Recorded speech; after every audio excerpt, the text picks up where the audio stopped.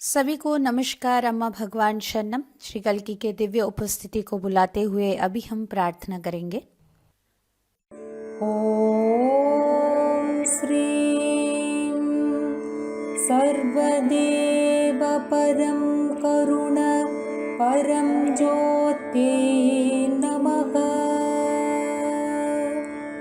ॐ श्रीं सर्वदेव परं करुण परं ज्योते नमः। ॐ श्रीं सर्वदेव परं करुण परं ज्योते नमः।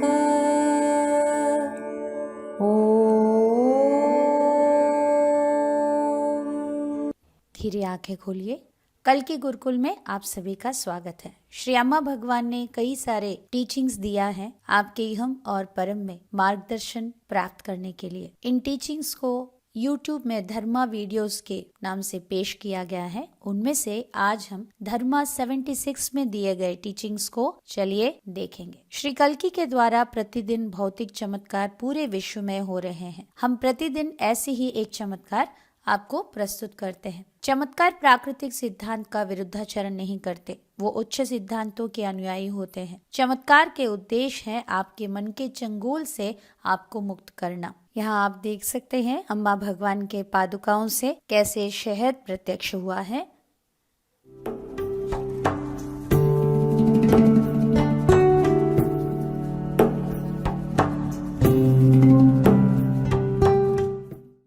श्री भगवान जी के दिव्य वाणी को ध्यान से सुनिए। Bhagavan, will Diksha change the behavior of my spouse? We are not trying to change the behavior, no? Suppose you have a nagging wife, we say let her continue to nag you. There's no problem with it. That in fact is the beauty about her. And if you are a husband who's a stickler to discipline and who keeps laying down rules and regulations, continue to be with that. Because that's what is most suitable to you, but the other person learns to enjoy that. So we do not aim to effect any changes in the behavioral patterns, but only changes with regard to the way you experience it. That's what the Diksha aims at. अनुवाद सुनेंगे। प्रश्न: भगवान, दीक्षा क्या पति पत्नी के व्यवहार में परिवर्तन लाएगा?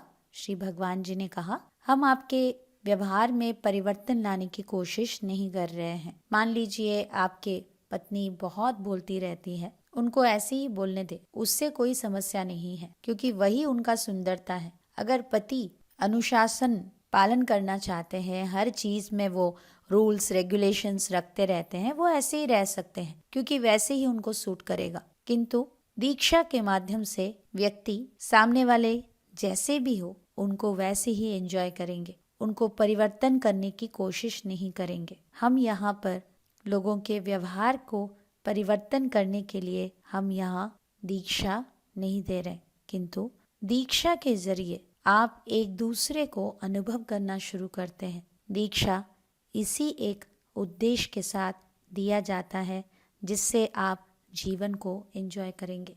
अभी हम टाइमलेस इनसाइट्स देखेंगे। All things move from order to chaos and chaos to order. Sri Bhagwan.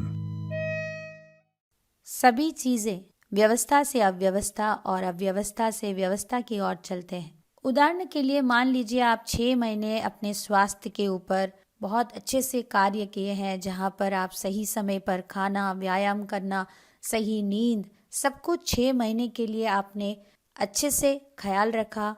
परिणाम आपका हेल्थ इम्प्रूव हो गया, आपके फिटनेस लेवल्स बहुत बढ़िया हो गए और आपको बहुत अच्छा लगा। उसके बाद आप अपने हेल्थ के ऊपर ध्यान देना एकदम से रोक दिया, उसके बाद आप कुछ भी नहीं कर रहे हैं, तो क्या होगा? आपके स्वास्थ्य जैसे था वैसे ही रहेगा, ज़रूर बिगड़ेगा, क्योंकि आपने अपने स्वास्थ्य को ध्यान नहीं दिया। ऐसे क्यों? क्योंकि ये विश्व कुछ सिद्धांतों के अनुसार चलता है और उनमें से एक मुख्य सिद्धांत है ऑर्डर एंड डिसऑर्डर, व्यवस्था अव्यवस्था। इस दुनिया में हर चीज इसी सिद्धांत के ऊपर आधारित है। व्यवस्था से सभी अव्यवस्था की ओर बढ़ जाते हैं। अचानक से सब कुछ बिगड़कर कुछ और ही दिशा में चलने लगते हैं और बिगड़े हुए सभी चीजें फिर से ट्रैक पर आकर व्यवस्थित रूप से चलने लगते हैं। अगर आप अपने स्वास्थ्य को पूरी तरह से उपेक्षित करते रहे, सही समय पर खा नहीं रहे हैं, आप अच्छे से व्यायाम नहीं कर रहे हैं, वॉकिंग नहीं कर रहे हैं, तो आप खुद से अपने स्वास्थ्य को क्षति पहुंचाएंगे। नहीं, मुझे ऐसे नहीं रहना है, मेरा आजकल अच्छा नहीं लग रहा है, बीमार हो रहा हूँ बार बार, मुझे ऐसे अस्वस्थ नहीं रहना है, मुझे कुछ करना होगा, मेरे स्वास्थ्य का ख्याल रखना होगा, अभी से स्ट्रिक्ट डाइटिंग, मुझे मेडिकेशन पर रहना है, मुझे योगा करना है, मुझे वॉकिंग पे जाना है, मुझे फिर से ठीक होना है, तो फिर से आप सब कुछ ठीक कर देंगे। तो ये जो प्रिंसिपल है ये हर जगह पर आप देख सकते हैं। दुनिया के हर चीज, हर क्षेत्र में स्वाभाविक रूप से व्यवस्था से अव्यवस्था के ओर और अव्यवस्था से व्यवस्था के ओर, इसीलिए उतार चढ़ाव हर क्षेत्र में दिखता है। हमारे जीवन में इस सिद्धांत से हमें सचेत होना है और हमेशा हर क्षेत्र में खुद के लिए एक लक्ष्य रखना है, ताकि हमको पता है कि उस लक्ष्य को पहुंचने के लिए कभी सभी चीजें ढंग से नहीं चल रहे होंगे और फिर से उस लक्ष्य को पाने के लिए सब चीजों को ठीक करना पड़ता है। इस तरह हम हर क्षेत्र में हमारे खुद के लिए हर उम्र में एक नए लक्ष्य को रखना होगा, उसे हासिल करना होगा, उससे भी नया और भी ऊंचा और एक लक्ष्य हमारे सफलता के लिए रखना होगा। इस तरह हम हमारे जीवन में आगे बढ़ना है। अभी हम श्री भगवान जी के और एक टीचिंग को देखेंगे। रिश्तों में दोस्ती तभी संभव है जब कारण रहित प्रेम उत्पन्न होता है।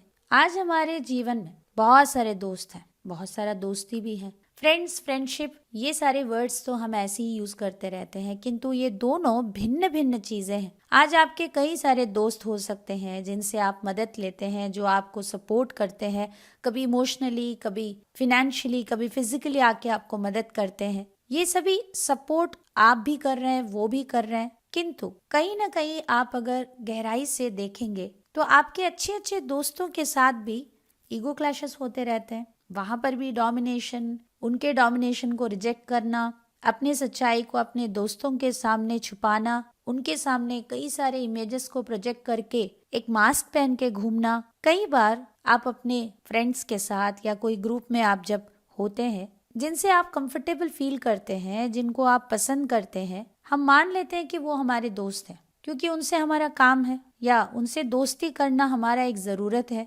तो ये हमारे दोस्तों के साथ हम करते रहते हैं। अगर दोस्तों के साथ ही सही दोस्ती नहीं है तो बाकी रिश्तों का क्या? बाकी रिश्तों में क्या दोस्ती रहेगा? बिल्कुल नहीं। इसीलिए श्री अम्मा भगवान आज हमें बता रहे हैं, आज रिश्ते बिगड़ने के लिए मूल कारण क्या है? रिश्तों में जो दोस्ती होना चाहिए वो दोस्ती की अभाव।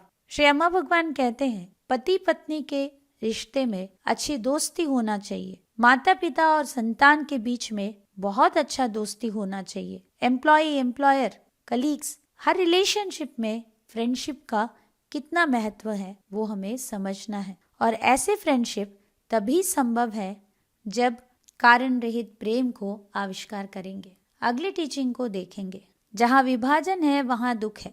हमारे अंदर मैं की भाव है और इसी भाव के वजह से हमें हमेशा मैं हूँ, मैं, मेरा, मुझे, ऐसे हम अपने आप को संबोधित करते हैं और हर जगह हम हमारे अस्तित्व को मैं की भाव के साथ जोड़कर महसूस करते हैं, जिसकी वजह से एक विभाजन सृष्टि होता है और सामने वाले व्यक्ति से हम अपने आप को अलग महसूस करते हैं।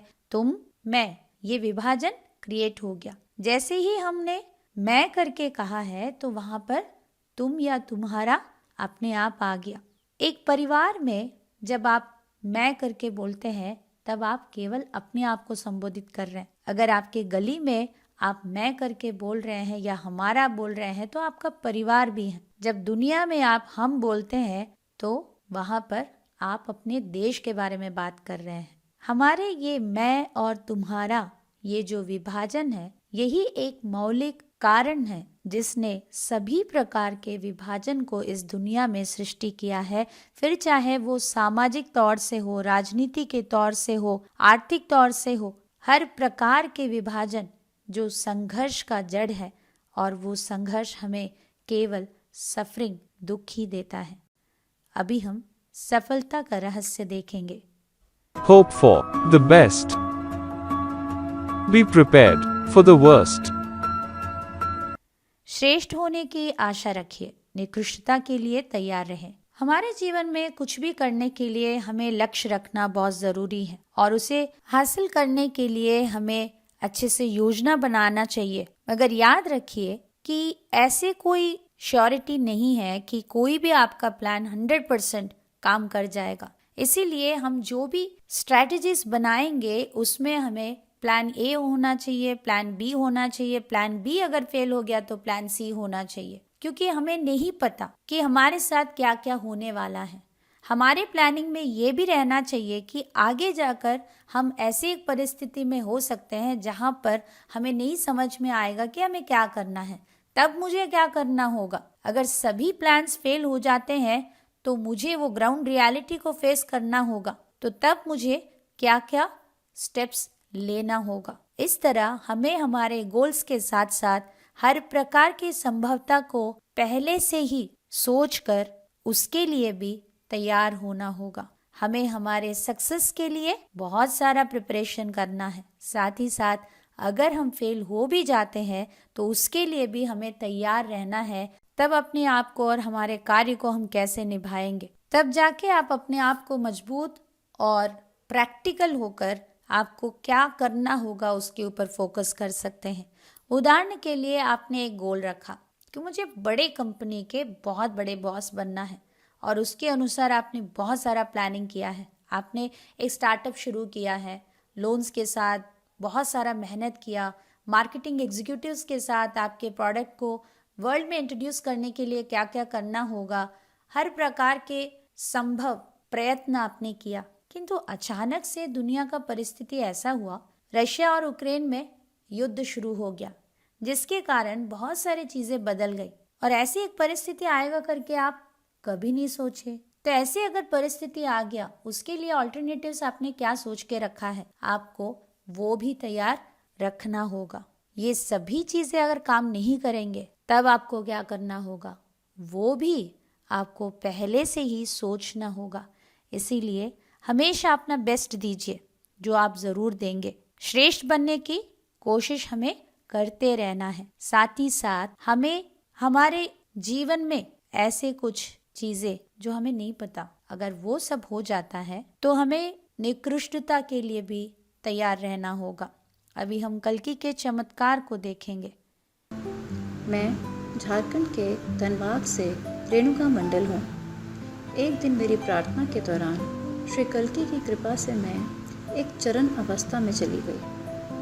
18 बार मूल मंत्र का जाप करते समय मैंने एक कुत्ते को लगातार भौंकते और रोते हुए सुना। मैंने उस आवाज़ पर ध्यान लगाया। कुछ देर बाद उस कुत्ते ने रोना बंद कर दिया और पूरी तरह सन्नाटा छा गया। उसी अवस्था में रहकर मैंने 9 बार मूलमंत्र का जाप किया और श्री कल्कि से प्रार्थना की कि वे दूसरों को शिखर अवस्था में पहुंचा दें। मुझे पूर्ण निःशब्दता और खालीपन महसूस हुआ और परिवेश मेरे लिए सुखद हो गया। आज मैं उस अवस्था में हूँ जहाँ न सुख है, न पीड़ा है और पूर्ण शांति है। मैं वास्तव में इसका आनंद लेती हूँ। श्री अम्मा और श्री भगवान के साथ मेरा बंधन दिन ब दिन मजबूत होता जा रहा है और मुझे लगता है कि किसी से भी मिलूं, वे मेरे करीबी और प्रिय हैं। इस अद्भुत अनुभव के लिए मैं वास्तव में श्री परमज्योति कल्कि की आभारी हूँ। धन्यवाद। चमत्कारों को दूसरों को बांटना, ये हमारे जीवन में चमत्कारों को बढ़ाने का एक मार्ग है।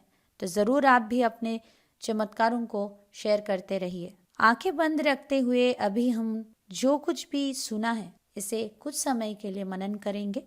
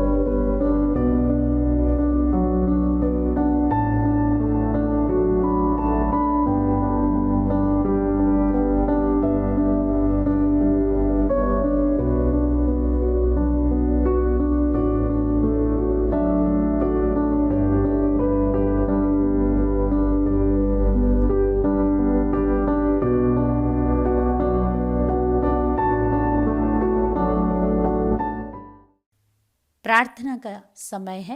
दोनों हाथों को प्रणाम की मुद्रा में जोड़िए। श्री कल्की से अनुरोध कीजिए कि कल्की के दिव्य चैतन्य से जुड़कर आपके जीवन में भी कई सारे चमत्कार होना है और आपके जीवन में ये सारे टीचिंग्स आपके अपना पर्सनल एक्सपीरियंस बनना है।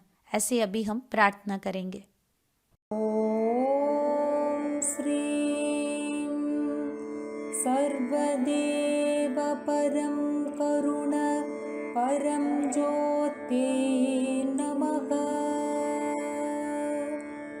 ॐ श्रीं सर्वदेव परं करुण परं ज्योत्यै नमः।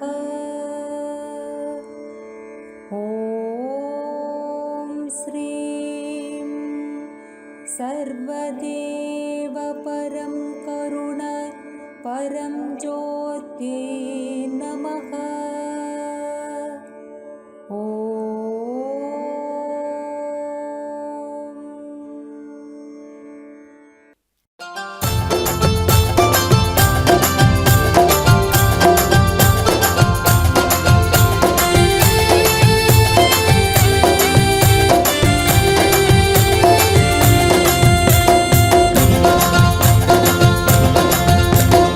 ఇంటింటా వెలసిన శ్రీ భగవాన్ మా ఇంటికి రావయ్యా జయ భగవాన్. ఇంటింటా వెలసిన శ్రీ భగవాన్ మా ఇంటికి రావయ్యా జయ భగవాన్. శ్రీ భగవాన్ జయ భగవాన్, శ్రీ భగవాన్ జయ భగవాన్. అమ్మ భగవాన్ మన అమ్మ భగవాన్, అమ్మ భగవాన్ మన అమ్మ భగవాన్.